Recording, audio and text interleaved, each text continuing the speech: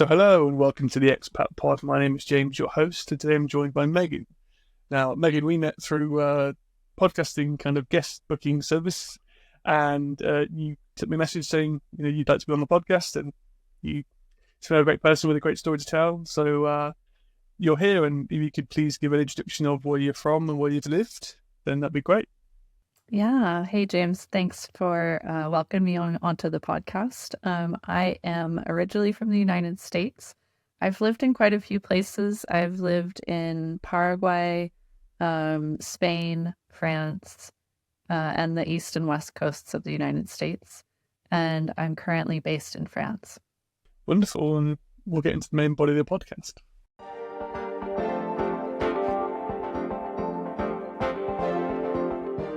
So welcome to section 1 of the podcast about getting there. So Megan, this is where I kind of ask my guests to help understand the kind of reasons why they wanted to leave home, but also then the how they happen to manifest that in terms of what actually happened in order to make it a reality. Going chronologically, where was your first move away from home? Yeah, maybe I'll back up and start with why I was interested in leaving. I have, for most of my adult life, noticed that the U.S. Often fell short of its potential. I feel like we lack a lot of social services that we could be offering to take care of some nasty social issues.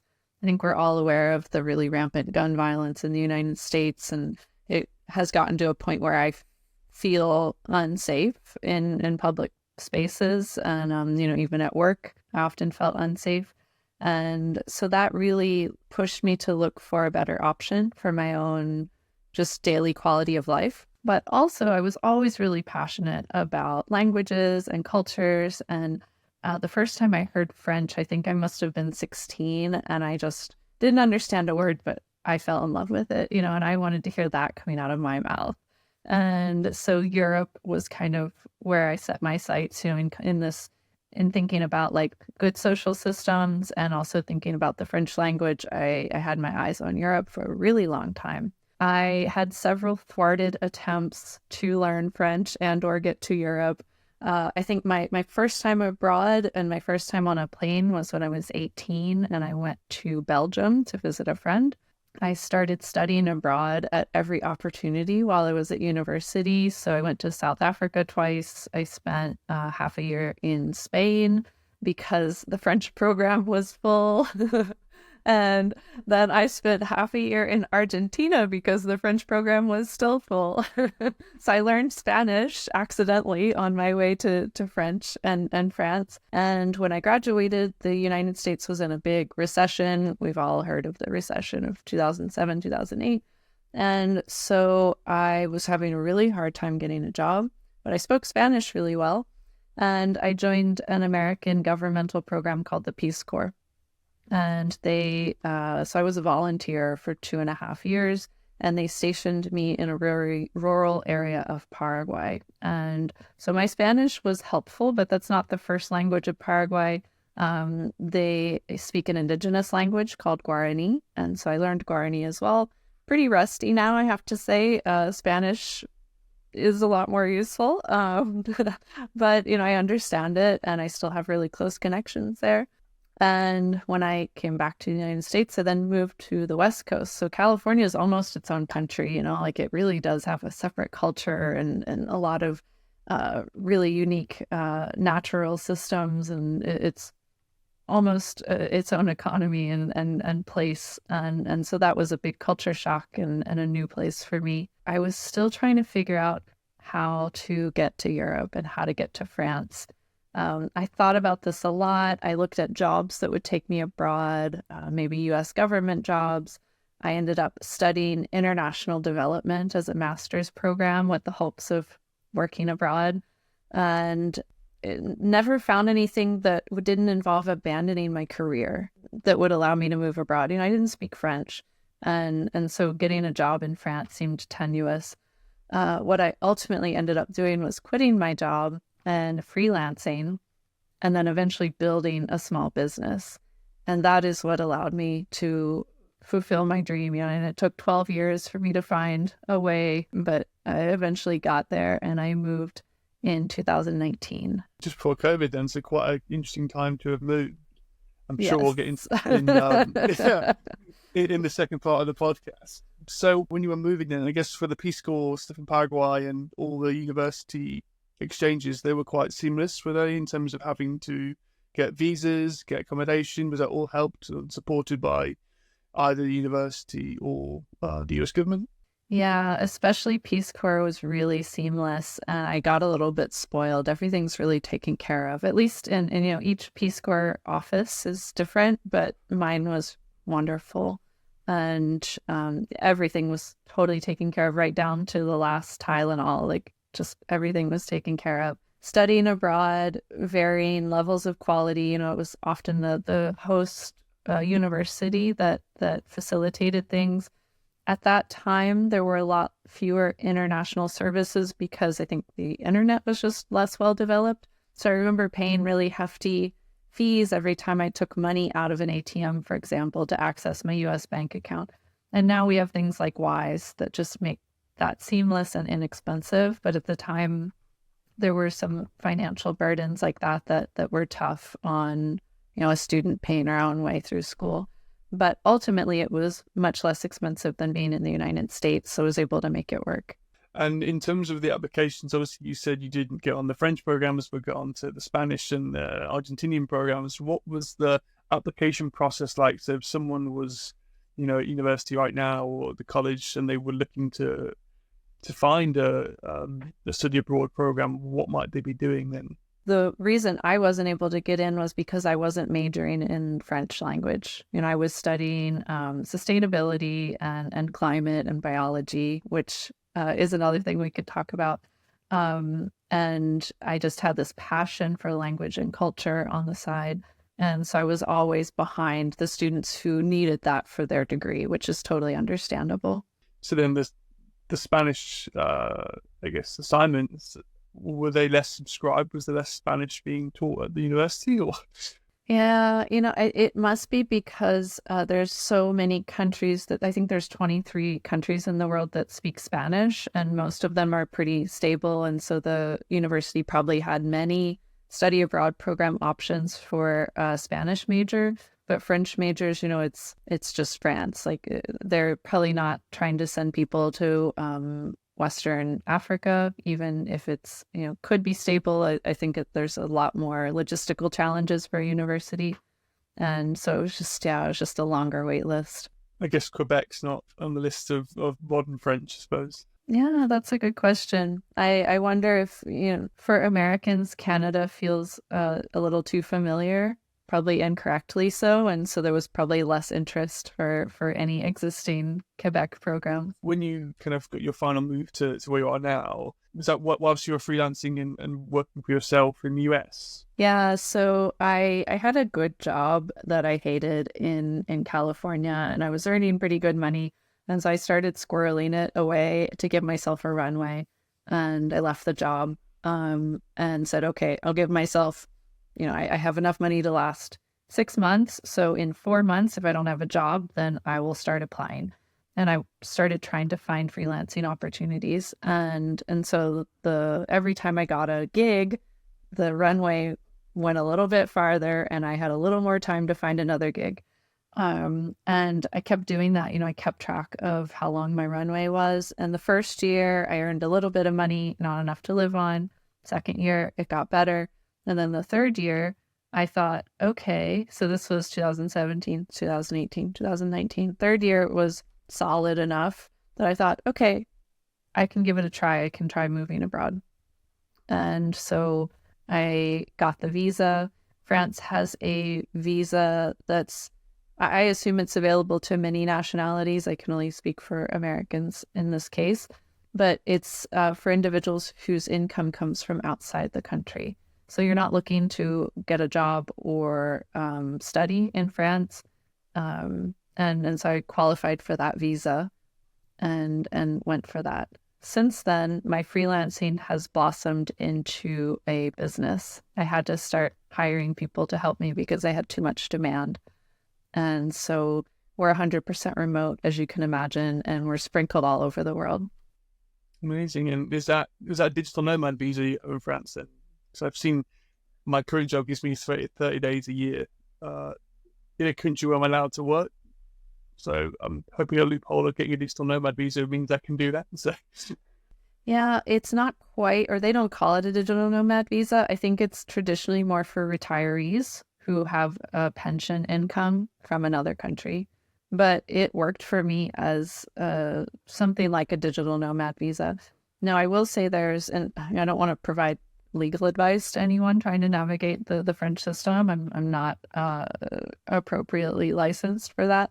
But in my case, there's a limit on the number of hours or the extent to which you can work while you're in France. Now, because my company can run on the day-to-day without me, that works for me. But, if I were billing hours to a client while I was sitting in France, then I would start to be pushing that line a little bit. So there's a kind of a narrow window where that works as a digital nomad.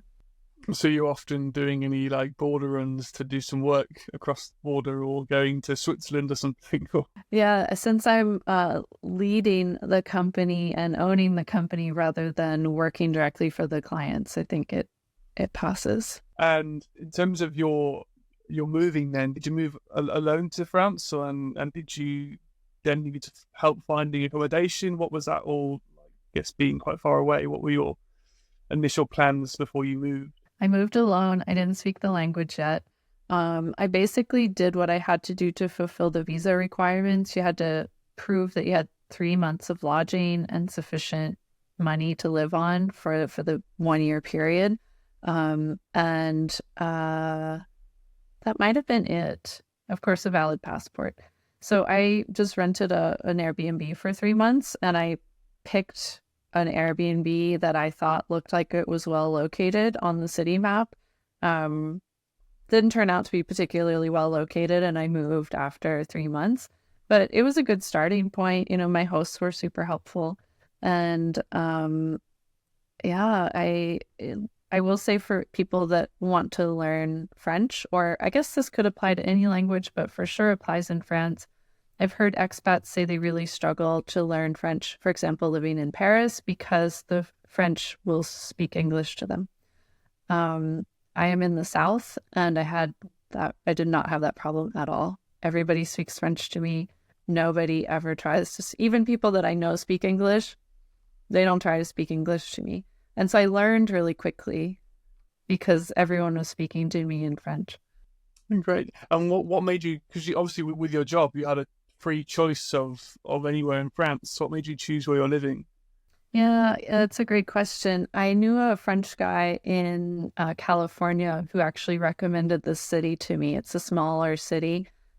He described it as, a young university city on the coast, on the Mediterranean coast. And I was like, sold. I think if I had been picking myself, I still would have gone for the southern coast. Living in California for a decade, I was pretty weaned off of wintry weather. And so on the southern coast, you have Marseille, you have Montpellier, where I live, and you have Nice. Those are really the only 3 urban centers. Marseille is not my style. It's too big for me. So it was either Nice or Montpellier. And when I first came, my plan was to check out Montpellier, the city he had recommended, and then go check out Nice. COVID happened, never got to Nice, but I did go a year and a half ago and decided, no, Montpellier is definitely superior, for me at least. Nice is an older, more moneyed city. There's less cultural activities going on. And so Montpellier is very vibrant and cultural, and it's a great fit for me. Wonderful. Was there anything else you needed to kind of tick off before you left? Did you have to sort anything back home in terms of your apartment or your belongings before you moved?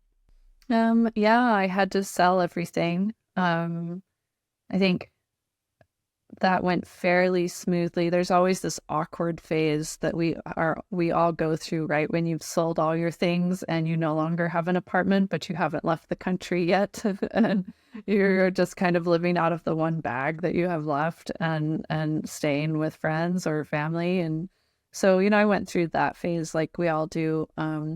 Probably one of the bigger challenges of living abroad has been managing the things that I could neither sell nor bring with me, or didn't want to sell them or bring with me. For example, I like to paint, so I have some canvases in the U.S. and they're stored with my brother. Kind of a bummer for him, to have to carry these things, these kind of like fragile things every time they move. But I don't have another clear solution for that. I wouldn't want to put it in like a storage unit that's where it could be damaged or exposed to extreme weather. It's just not a lot of good solutions. So, there's that sort of thing to manage. Mail. I am American. I need a permanent address in the U.S. to occasionally, for example, get mail from the U.S. government or, tax stuff. And so you have to have a solution for that sort of thing. My parents are that solution for me. I was going to say, is this like a service that's being provided by someone, like a PO box somewhere which you can rent or family and things? Because maybe you're not American and you've got your citizenship being there, and then since left, it might be it doesn't exist yet. It's a business opportunity, I suppose, for someone to do, but I'm sure it exists. I'm 100% positive there are solutions because I know business owners who are not American but have a business in the U.S. So I know that there are solutions. I haven't had to pursue them yet. P.O. boxes might be problematic because some legal documents won't mail to a P.O. box. They require a physical address. It's good to know. Again, my ignorance of the American systems. If I were talking to you about it, but I'm sure you have little idiosyncrasies like that in England as well. So I've yet to find them. But yeah, I guess if there's nothing else to really disclose about before you left, I think we've kind of covered everything, so we can get into the main kind of meat of the podcast. Yeah, let's do it.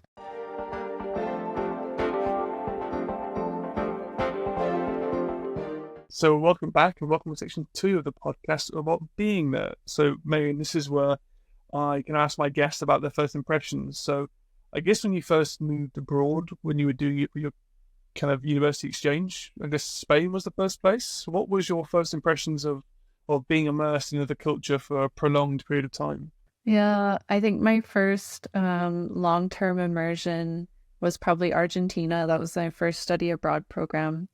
And I remember, gosh, I still have the memories of that person that had those experiences, but I feel like I'm such a different person now.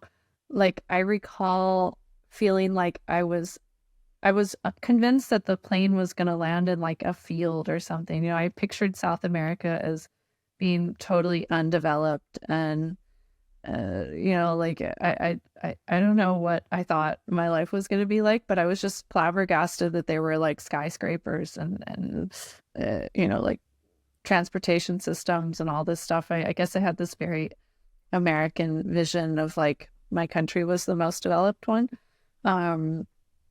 And so I was, as many people are on their very first international experience, I was just delighted by everything, all little differences in architecture and accent and way of life and food, and just thrilled about all of it and wrote extensively about it.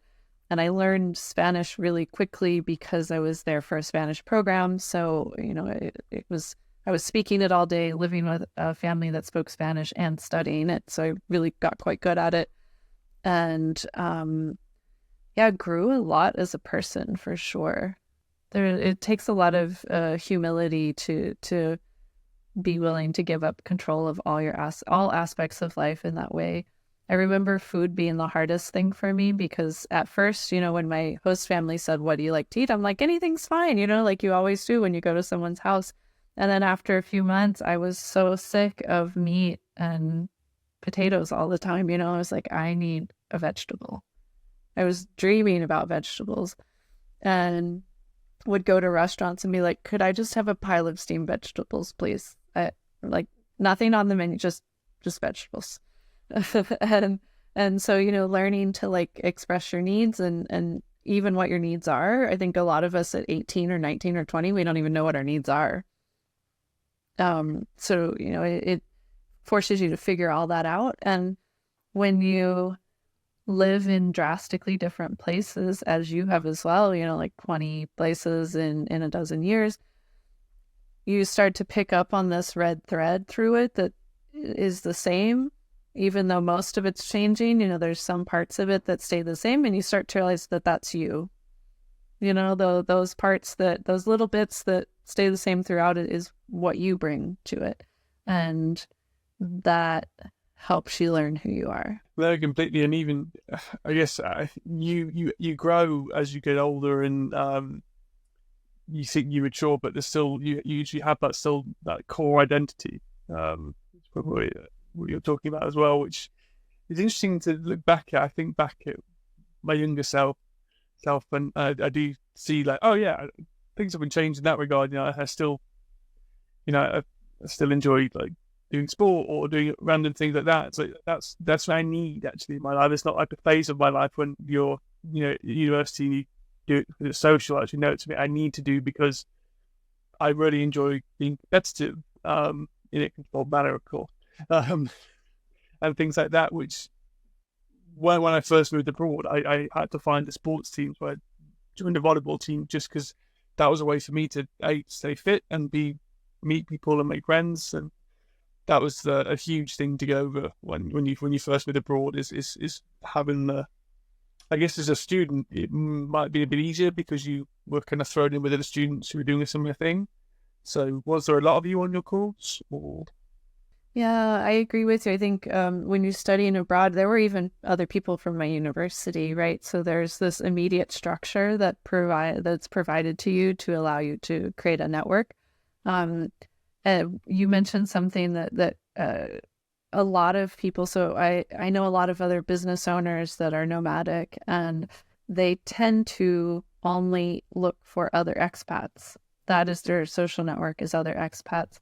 And I've never been attracted by that approach. Like you, I have something I'm really passionate about that I think I'm pretty good at, or at least I feel confident in, that carries across cultures. And so even when I don't speak the language, or, I look lost because I am, and I can't connect with people in any other way, I have that. And that's dancing. So everywhere I go, I get on Facebook and try to find the local salsa group or the local bachata group or the local kizomba or whatever. I usually look at all of them and see if there's any events going on. And because maybe I can't talk to someone, but I can dance with them. And it absolutely is a language. And much like I often make that same metaphor, because much like a language, a dance has rules that you have to know. Things that never go together, things that always go together. There's grammar. But then once you know all the rules, there's a lot of creativity. You can write poetry or a technical article with it. You can really, like, much like a language, you can do pretty much whatever you want with it after that. That's a beautiful way of never thought of dance in that way, of the technical side versus the kind of passion side, I suppose. And if you go to an Argentinian tango, you normally think of that as quite passionate, and then you go to the foxtrot, it's quite technical, but they both can kind of blend in, which, I'd never thought that before until you said that then, which is, thanks for showing that. And it's a beautiful way of thinking about it. And it's very true. It is a language, and you do have creative freedom within that as well. I guess as a writer, it's up your street, for that kind of analogy, which is great. When you were in Argentina, what did you think of the language when you first got there? Did you know anything at all in Spanish? Had you been practicing on Rosetta Stone or Duolingo, or any kind of resources to say some words? I'm laughing because I had studied Spanish in high school, but as I mentioned, I had been wanting to learn French, and so I had actually been taking French classes at university. And so I realized I was sitting in the car. My host family had picked me up from the airport, and I was sitting in the car, and I could not think of the word cat. And, I was like, just come on, Megan, one word, cat. And I couldn't come up with gato at all. I was like, chat. in French. And so I started not quite zero, but it was low. and I learned Argentinian Spanish, which I think is really beautiful, and I still love it. Something that I struggle with, however, is for those Spanish speakers out there. There's, as in many Latin languages, there's two versions of you. So there's a respectful and a more informal. And then there's a very, very informal version. And the Argentinians only use that one. They don't use the other two at all. And so I kind of didn't learn that. It's kind of like speaking English. Like there's just one way to say you and you don't have to think about it. So then when I went to Spain, I had all this like etiquette to learn into like, when do you use the formal and when do you switch into the informal? Because there's a point in time when you're supposed to switch, and no, it's kind of an unwritten rule. And then they also have a plural of the formal that the Argentinians don't use. So they stripped it back. Is it kind of a bare bones language? Much like Americans stripped back English. I think it's a pretty decent metaphor. Yeah. Yeah, that's fair. Because I did find when I was living abroad, everyone spoke American English. So I was like an unofficial ambassador for the English language, even though I'm from the north of England, where the English language is also butchered, probably people might say. But I think it's beautiful in the north as well, because we've got so many different variations of how to use the language, and it's great. But the spellings of words was really quite annoying, and like aluminum, I just really find it. That's a good one. So aluminium. It's just a word, right? But it's just like, no, it's wrong. And my friends in Sweden had all learned like the American pronunciations of things, because media is such a great tool for learning language. I think when I was trying to learn German, I'd watch Friends in German just because I knew Friends in English very well. So, and you learn these Americanisms or this language from what you watch, and it's your fault for making such great TV, I suppose. So then you went to mainland Spain. Whereabouts in Spain did you go to? Yeah, I was studying abroad in Pamplona. So I was there for half a year, which I maybe isn't really living there. I don't know. I guess I was renting an apartment, so I guess that counts as living there. I'd say you're immersed in society to an extent. So it's a long day of vacation or holiday, and to me that just constitute living somewhere. You had to have a day-to-day life.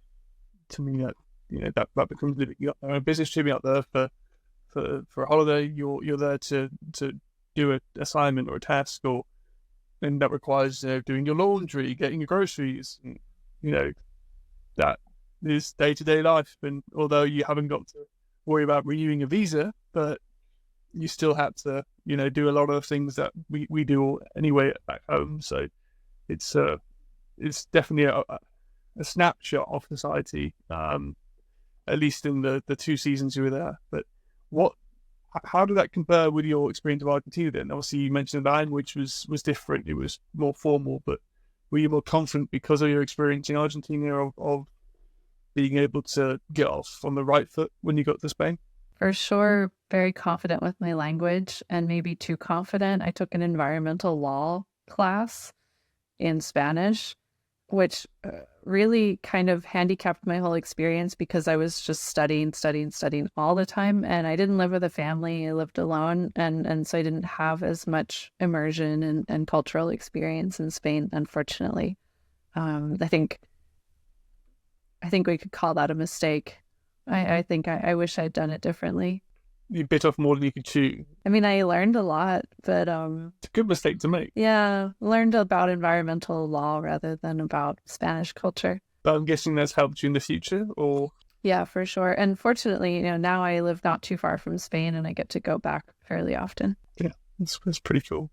And when you were there, how did you find the cultural differences between Argentina and Spain in terms of the actual day-to-day life of Spanish people versus Argentine people? Was there a lot of similarities? Was there a lot of differences you noticed? The similarities are certainly the schedule. Both countries have this really long break in the middle of the day that tends to be relatively late. as in terms of a lunchtime. I remember in Spain, my classes would go from 10 a.m. to 2 p.m. and then 4 p.m. to 8 p.m. So 2 to 4 was lunch break. And a lot of times in both countries, a lot of times dinner, especially on the weekend, would be after midnight. So yeah, that was a struggle for me. But, like when I lived in Paraguay, they're very early, they're rural people, they're very connected to the earth. And so it's quite the opposite. They're very, very early people. Gosh, what else about Spain? Much like, kind of continuing the metaphor of like British and American English, I found the Spaniards to be much more like proper and organized compared to the Argentinians. Things are just really like practical and square and just very logical and clean cut. Did you have much experience with the other languages within Spain as well, like Catalan or Valencian? No. Not on that trip, no. I traveled later through Barcelona and Valencia, and it's a beautiful language. I didn't learn it, but I got to hear it. Yeah, because it's quite interesting, because obviously Spanish being so international, but then within Spain, it's, there are multiple languages within the country, which is quite interesting to think of the power of one language and how it's kind of grown. It's kind of wild. Like in England, you have Welsh, which is, and Gaelic and Cornish. They're all dialects within England or in the UK, sorry. And there's a town in Argentina which speaks Welsh, which is quite an interesting thing. I think there's like the very few settlers from Wales found a place in Argentina, and whenever you get a chance to go back, you'll go looking for that Argentinian town. I know my friend from North Wales is obsessed with it. So, but yeah, it's quite interesting to see how languages travel. Going forward, then you move back to the US to finish all your studies, and then move to Paraguay. How did you find that? What did you find with the preparations, having lived abroad before? I remember the most challenging part of the preparations for Paraguay, besides the application, which is difficult in itself. Just getting into the Peace Corps and getting accepted is a huge rigmarole. But I remember just feeling extremely overwhelmed by the packing, because you're going to this place where it's rural, there won't be the amenities you're used to, there's probably no running water, it's very, very basic. And what you take in your luggage is probably going to be the most advanced equipment you access for 2 years plus. And so the pressure of figuring out what I put in those bags was really high. I was like, do I need shampoo, or will I find that? I remember they told us like tampons, you're not going to find tampons in Paraguay. So if you want that, you should bring it. So then that raises a bunch of other questions of like, you suddenly start thinking of every single product you use every single, or in a 2-year period. Like, can you imagine the number of products you use in a 2-year period, and trying to think of all of them in advance and predict them and figure out which ones you're going to put into 23 kilos of luggage? It's like, I just remember being very, very overwhelmed by that. And once I left, everything was fine. Because then you figure out, you're like, yeah, there's no walnuts in rural Paraguay, but that's fine. Become more resourceful, I suppose. And it's probably quite a good exercise for just being more grateful, or having more gratitude for the convenience of developed life, I suppose. Yeah. I think back on it sometimes because, for example, I didn't have any running water. I would go to a neighbor's house and haul water out of their well, bucket by bucket, and take it back to my house for washing everything and rinsing it, and then rinsing it again, right? Because usually the machine rinses your clothes twice. Like, we don't think about it, but And taking a bath and washing dishes and rinsing the dishes, like every single drop of water, I hauled it in a bucket. And when you go about life that way, just maintaining takes the whole day. Yeah. So, well, when you first moved, then was that quite a change? Did you struggle to begin with? How did you find it? I think Peace Corps preps you for just about anything. So you're so open-minded and so ready to struggle that you're not shocked by it. Food was always the hardest. Once again, food was the hardest part, I think, for me, especially living with families and families for whom the notion of like vegetarianism is a huge privilege. We don't think about it that much, but having access to, so vegetarian foods are very low calorie. You have to eat a lot of them in order to meet your calorie needs. And most people in the world don't have access to that many vegetables. And so all of a sudden, when you realize that, and like I was a vegetarian at the time, and when you put those pieces together and suddenly you realize like, how sustainable am I being? Like, is this privilege or is this like a realistic decision for the earth that I'm making? Like it really makes you question a lot of stuff. But I guess the meat producers from the local farm where you're staying, as opposed to you just watch them kill it, literally. Yeah. Like they just hung it in a tree and killed it. Yeah, very, very local. Whereas you could have had some avocados blown from Peru or something. We did have a really good avocado tree too. It's the dream. Obsessed with avocados, which aren't native to the UK, which is quite unfortunate. No, sorry. I guess then, so you spent 2 years living in Paraguay. What did you get much time to socialize, or were you socializing with the people of the Peace Corps or locals? How did you find that? Did you find the dance class there? Yeah, I feel like Paraguay is my second home.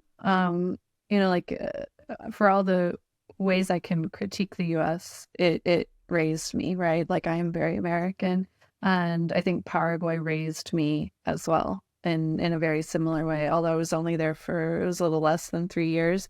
I feel very attached to it as a parent country, because I learned so much and grew up so much there.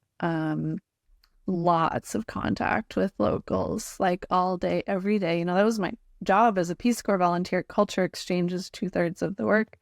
And so spending time with people, and I lived, I had a little cabin, a little tiny mini cabin, but I was attached to a family. You're associated with a family, so my cabin was on their property, and I ate with them every day. And my host sister's little girl, everyone thought she was mine. Like she was with me all the time, because my host sister was working, and she's now 18 and I'm helping her as she starts her university studies, so I'm still very, very close with that family.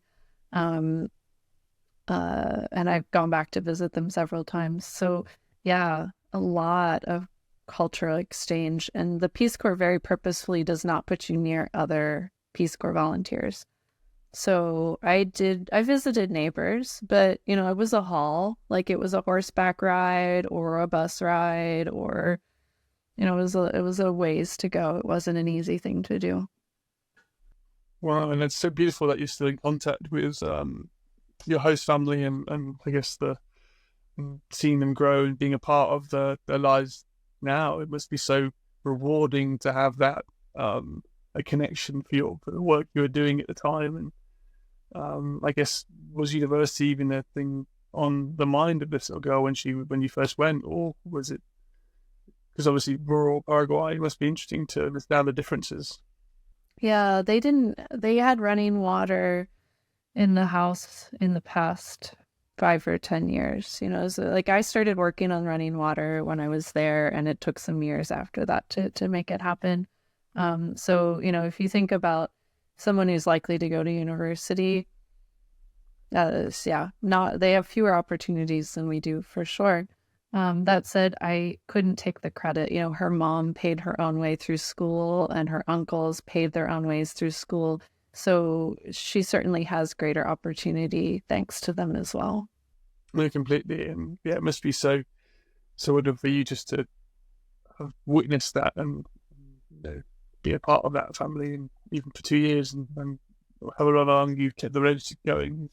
So rewarding. It just shows that the reasons why we do international travel, regardless of whether it's to do the kind of volunteer work you're doing, or whether it's for a job in a city or something. You do make relationships, and people are fundamentally what make living great. Just that you meet people and you share things, you share experiences, you share life, really, and you take that with you, whether that's a lesson of maybe don't speak that person again, or you make friends forever, or you, as you said, you make a new family, or you make a new parent country, which is beautiful to hear. And yeah, so I can see your your love for it when you talk about it, which is so nice to witness and kind of be an audience to.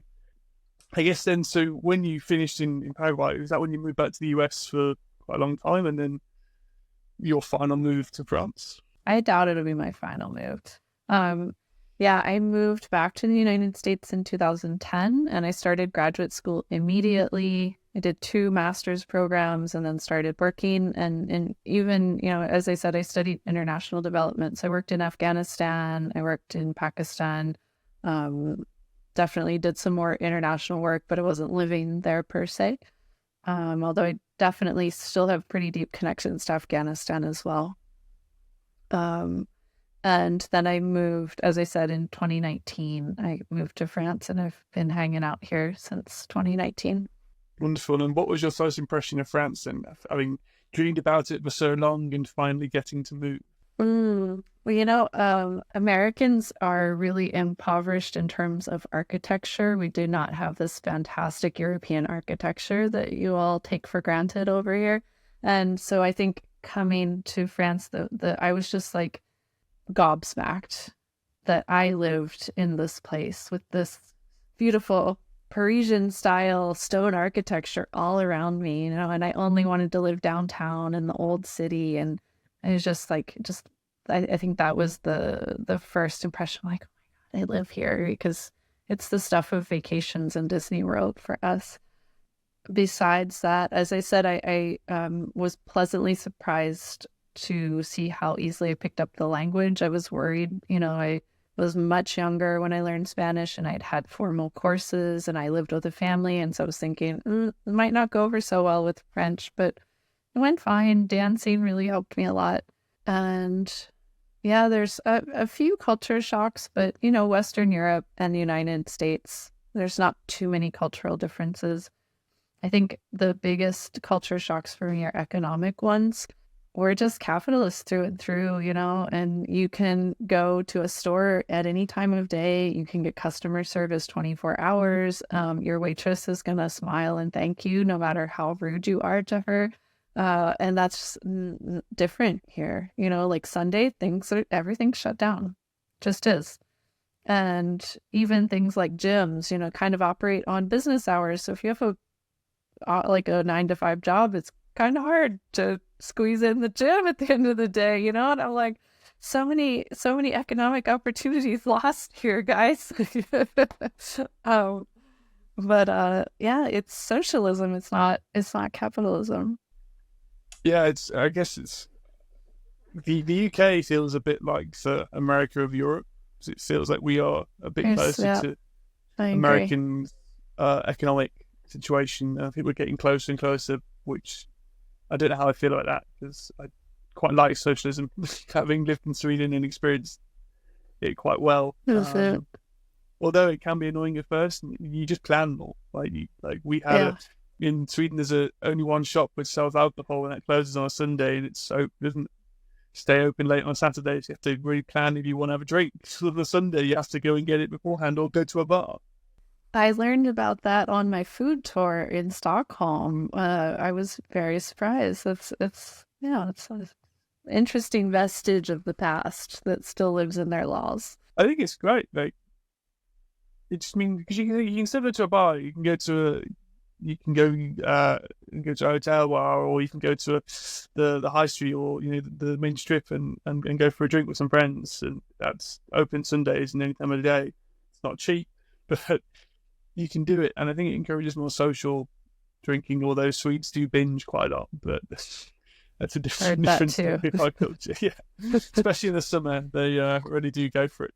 But yeah, no, I think you're right. I think I was also in a situation when I first visited Sweden for work. I arrived on a Sunday evening about 9 o'clock at night, and I couldn't get any food. And I was like, I'm not eating today. Like, I needed something to eat, so I managed to go to a 7-Eleven on the corner and grab something very not healthy for me, but that has happened to me. To sustain me.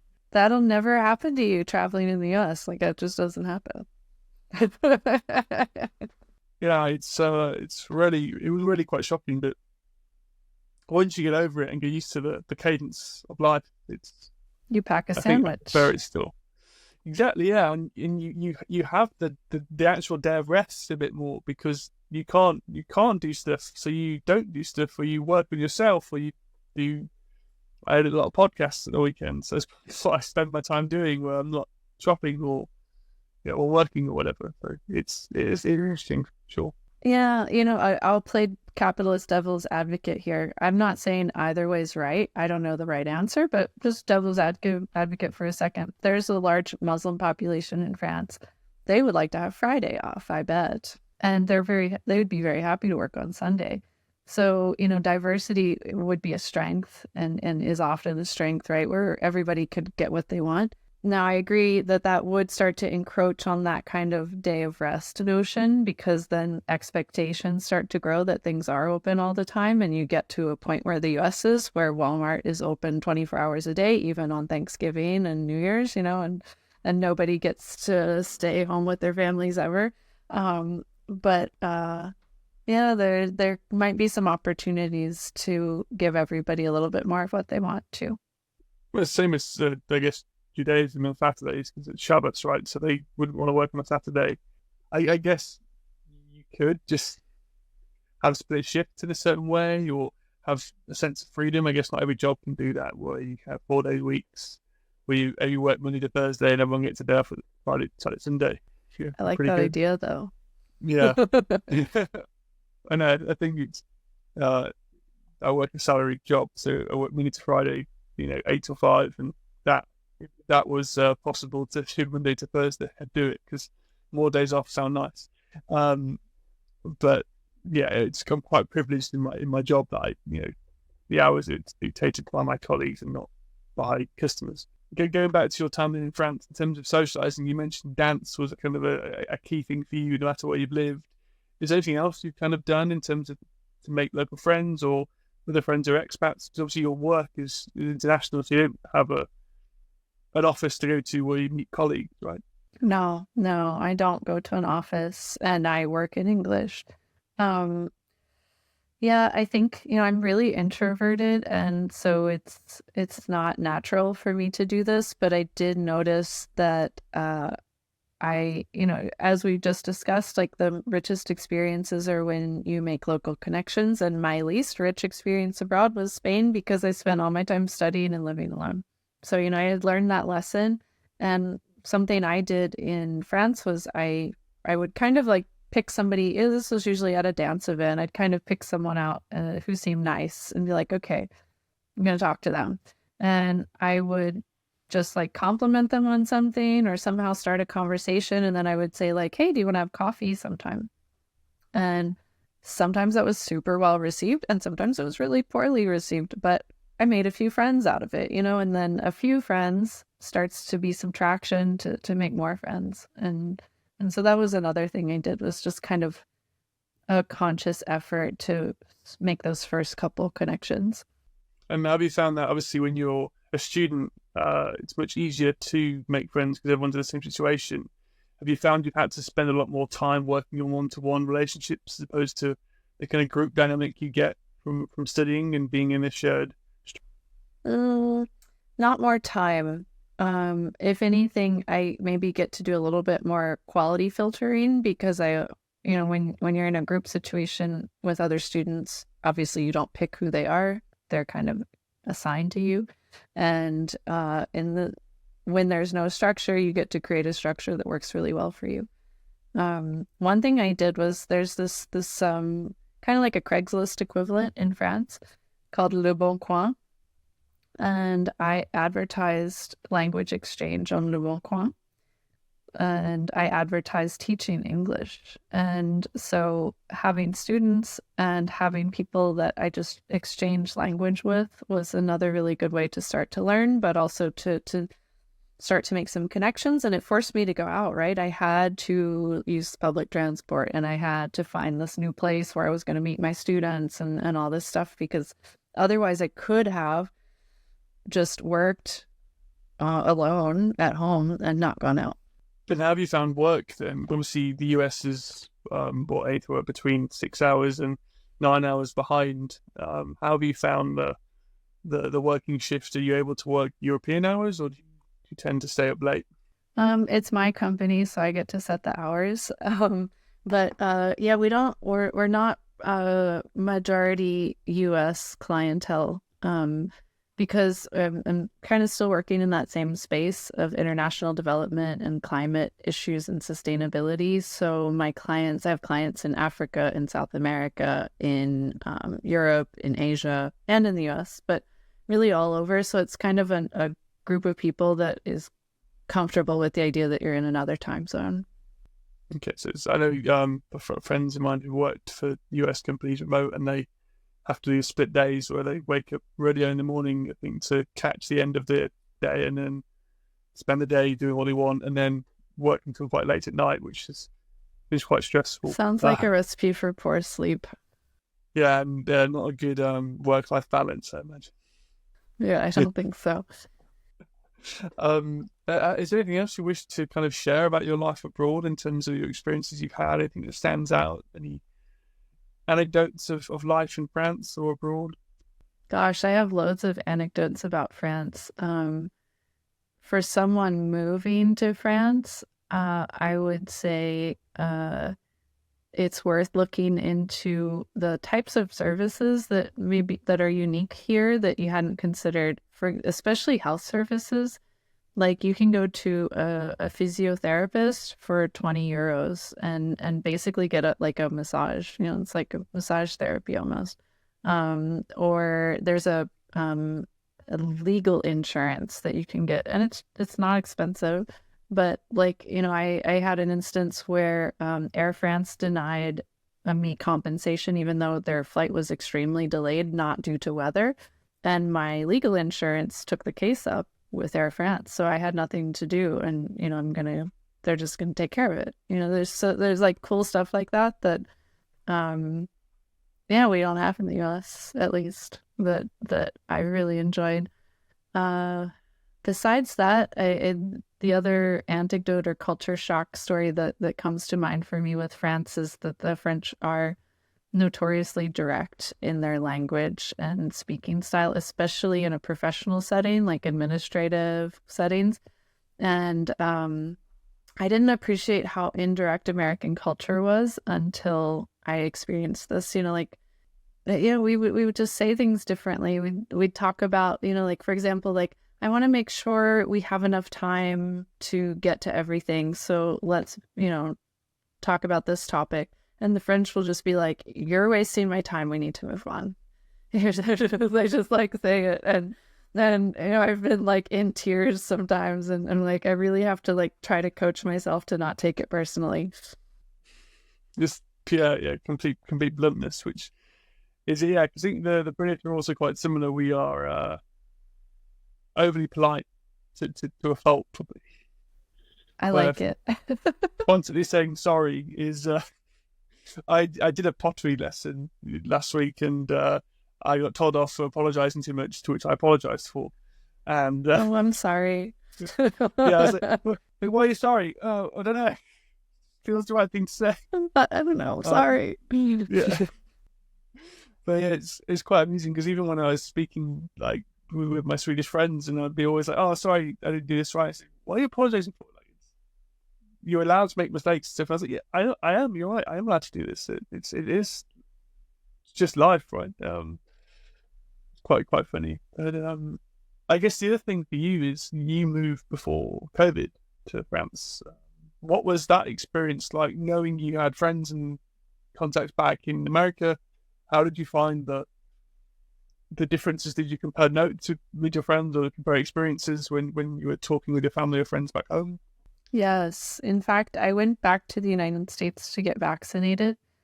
So as a kind of a noob in France, a foreigner who didn't need to go out to work or to see family or to pick up children or anything, I basically didn't have the right to leave my house except to get groceries.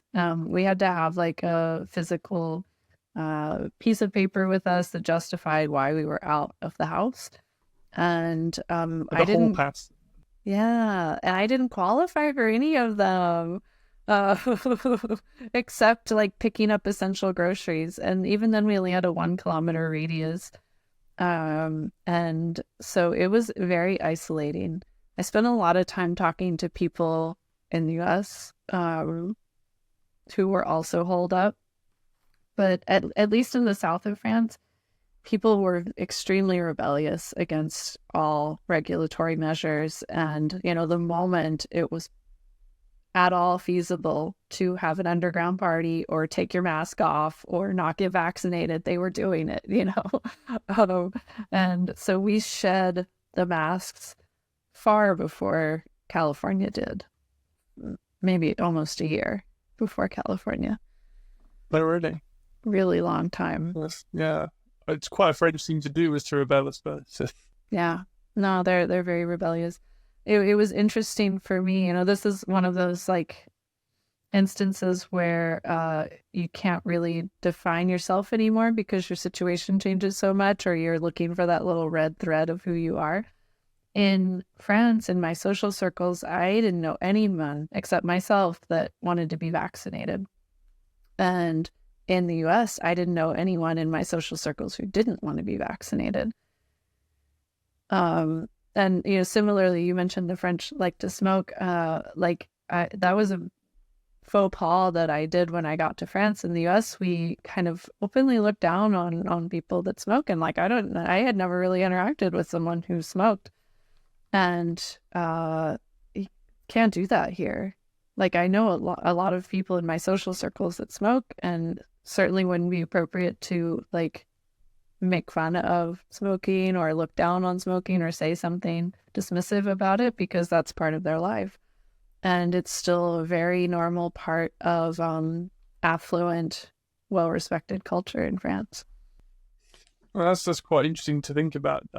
Because smoking in the UK is too heavily. Vaping's very popular now, though, and snus. Do you know what snus is? It's like the little beanbag of tobacco which goes into your lip. It's a Nordic thing, but they have it. But again, personally, I think it's better than smoking and vaping because there's less secondary kind of input, because there's no cloud of candy floss flavored smoke kind of cloud around you, or there's no secondhand smoke at all with snus, and it's purely on them, which is the kind of more respectful way to enjoy nicotine. It's a vibe, right? People want to have nicotine. They can have nicotine. I don't really think it's an issue, but it's like people want to have coffee. They have coffee. People want to have alcohol. They have alcohol, right? So, but it's quite interesting just to think about the what is seen as a norm. I think a lot of mainland Europe, especially the south, smoking is still quite popular. When I went to Vienna when I was 24, I think, and the people were smoking in clubs still. When I was 12, this sort of got banned in the UK, and this is Austria. It's not even. It's a very developed country. Right. Although to not put all of Europe in a basket, although they often go in a basket together. I recall when I was studying abroad in Spain, so this was 2005, 2006, there was a regulation that went into effect that banned people from smoking around doorways. So you can't just go right outside the building and smoke. You had to be a ways away from the building so that people could enter and still be smoke-free themselves. And France still doesn't have anything like that in place 20 years later. And, to go back to Argentina, my professors would smoke while they were giving class and put the cigarette out on the floor in the classroom. So it was like very, very, very different. Crazy. Yeah.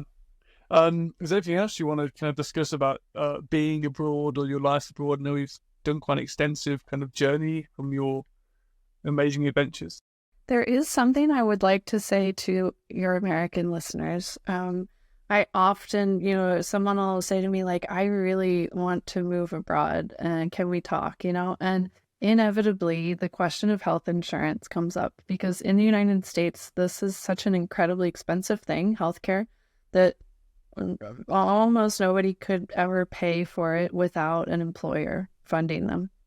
And so the notion of not having a job means that your health is at risk. And it's scary to switch jobs because there's like a 2-week period or whatever where you don't have any health insurance. And if you have the slightest injury or even, like you get poison ivy or a virus, then you might have really expensive medical bills. And so the notion of like just giving that up indefinitely is really scary. And I'd want to say to those listeners that the rest of the world is not like this, that even in an expensive place like France, I can pay for the doctor's visit out of pocket, and I pay less than what we would pay as a copay alongside of our insurance in the United States. It costs €25 to go to the doctor uninsured. So, and it's a huge mental leap for us, but it's one that must be made, and it's very freeing to realize that healthcare is a very affordable, accessible thing in a lot of the rest of the world. Yeah, it's a very good point. So I've not ever had to think about the NHS has always been free at the point of service for me. Obviously, you pay for your taxes, but there's no cash register in a doctor's. In the pharmacy, yeah, you pay for a prescription and it's capped. I think it was £8 last time I used one, but it might have been up now.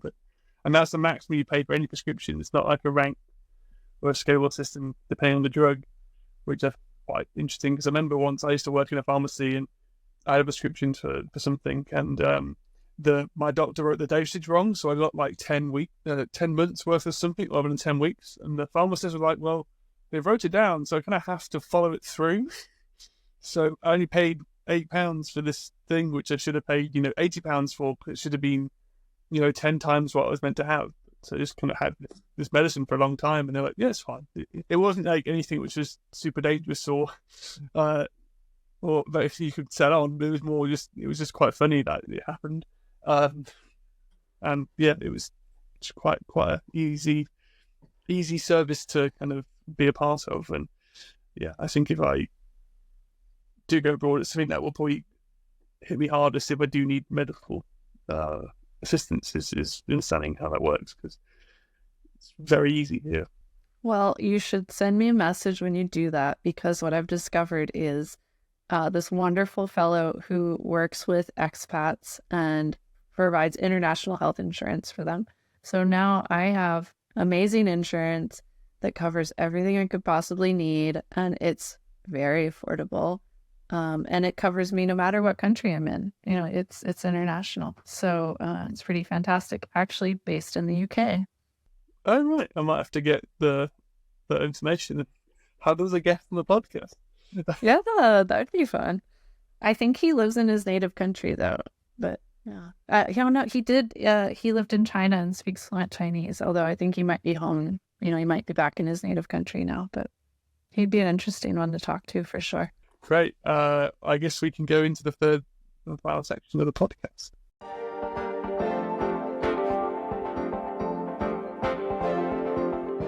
So hello and welcome back to the podcast. Welcome to section 3.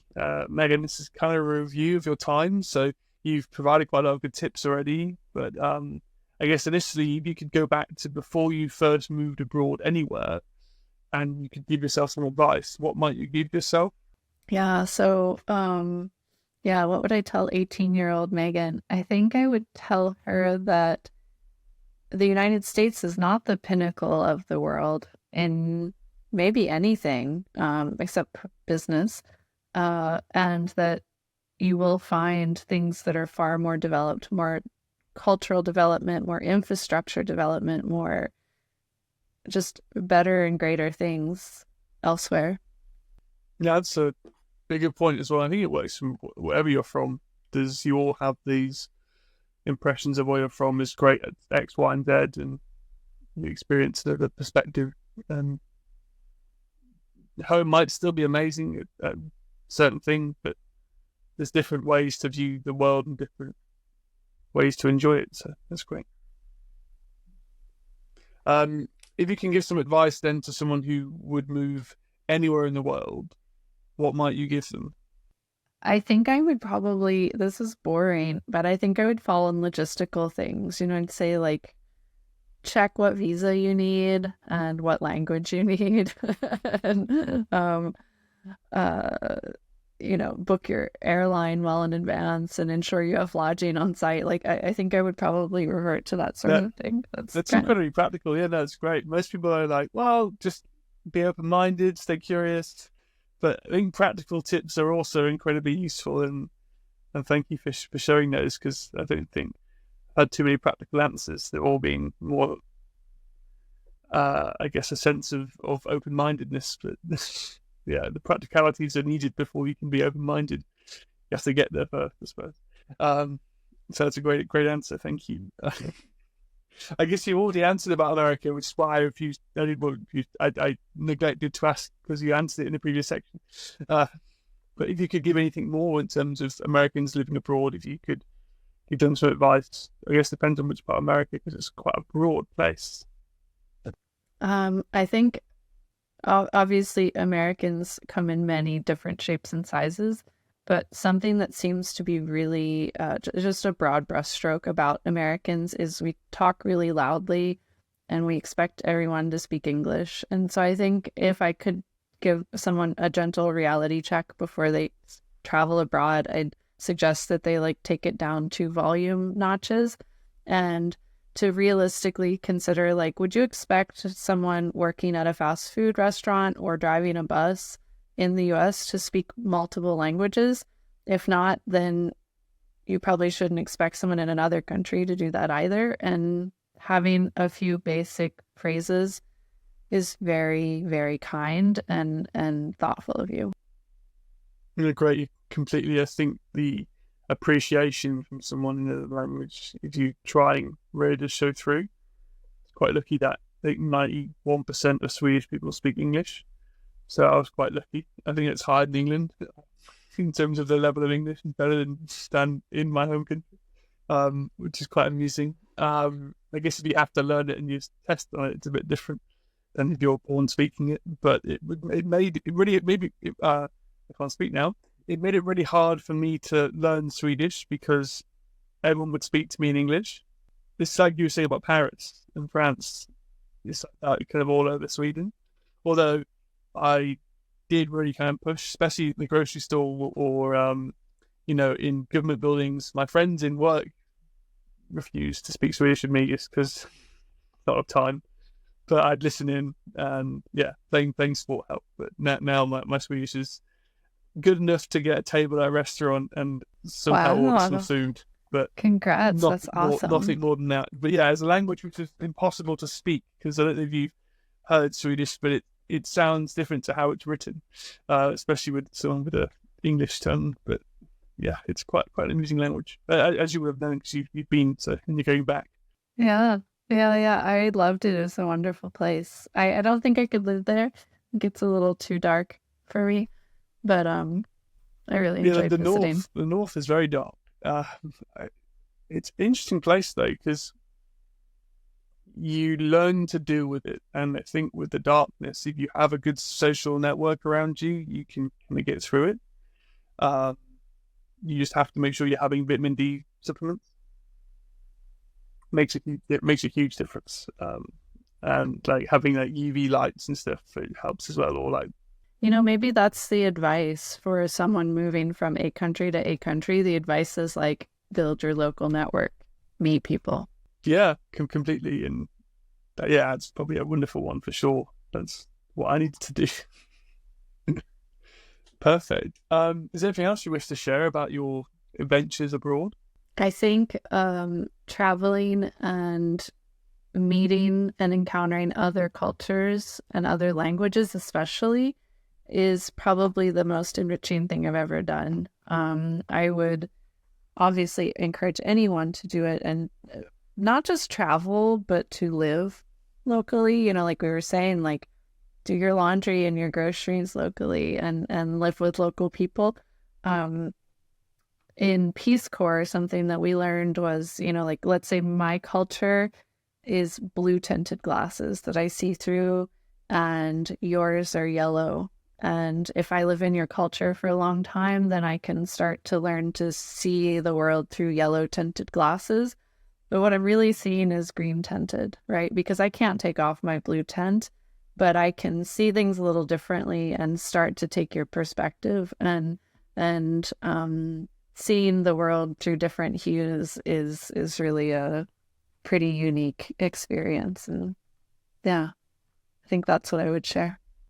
No, I think I echo that completely. I think you gain a lot of empathy for people because you understand the struggle, and especially now because today we're recording, it's the start of Ramadan, and people might be experiencing going through a fast and they're very hungry during the day, and if you understand that a bit, you would eat or drink in front of them just out of respect and things. But if you don't know about Ramadan or not experienced that, you won't think about it. So it's that kind of thing. If you're aware of what someone else might be going through, whether it's a religious thing or whether it's just a cultural difference, you begin to kind of tailor your approach to them just out of respect and out of understanding of, no, they're used to X, Y, and Z, so I'm going to try and do that out of kindness, and you'll get that repaid back to you as well. I believe, because life's a big negotiation, no matter who you speak to and what you do, and if you can, I guess, meet people in the middle, it becomes a lot more tolerable and a lot more fun. Then you make more friends and you have more positive experiences for sure. Yeah, and maybe you start to realize how few absolutes there are. Just as you were speaking, I thought of this moment when I had just gotten to Paraguay as a Peace Corps volunteer. And so coming from the US, where we really value, nice tan, I was always teased for being so white because I'm so white. And so I was used to kind of self-deprecating and saying, I'm so white, like I can't be in the sun, just kind of making fun of myself, lightening up the situation. And I said that in Paraguay. But what I didn't know was that I was really egotistically bragging, because they don't like tan skin. They like really white skin, and they see that as really beautiful. And so I felt just horrified and embarrassed when I learned later that, I was like, so that certainly came off as bragging, like, and yeah, just so few things. Like, you could define yourself as not having pretty skin for your whole life, and then all of a sudden you're in a place where you have really pretty skin. Like, the things that you thought were true can just change. I think some parts of Asia are similar as well. I think it was linked to do with like working in fields and stuff. So if your skin was lighter, you're not working with your hands. Not working. The class thing. Because I'm basically translucent, my skin, so you can see right through, especially on one side. I'm like Casper, the friendly ghost. You remember that? So yeah, I fully understand that. It's quite interesting. Sure. Is there anything you want to share about your work in terms of advertising that, or do you want to? The company is called Written Progress. We're based in the United States, but the team and our clients, as I said, are all over. We do technical writing for climate action.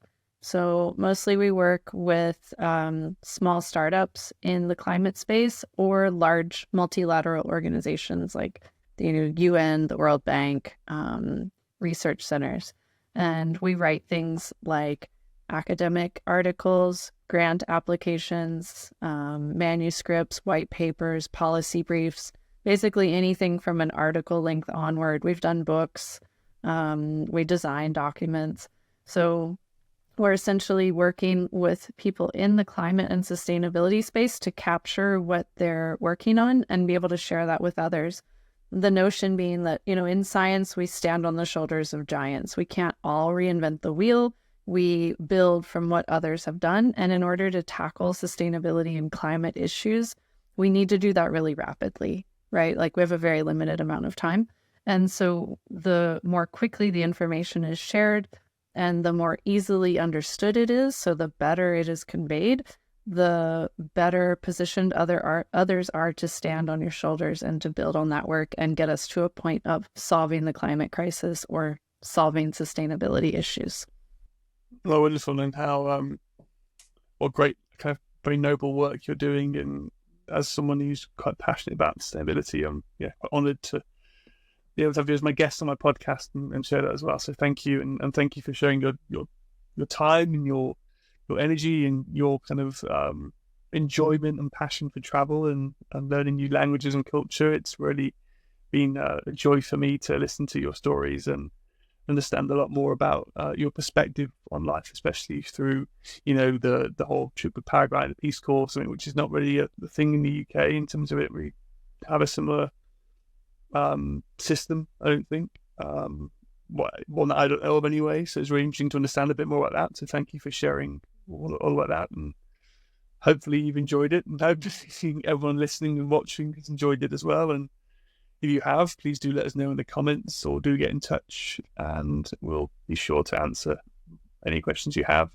And then we'll see you next time for the Expat Pod.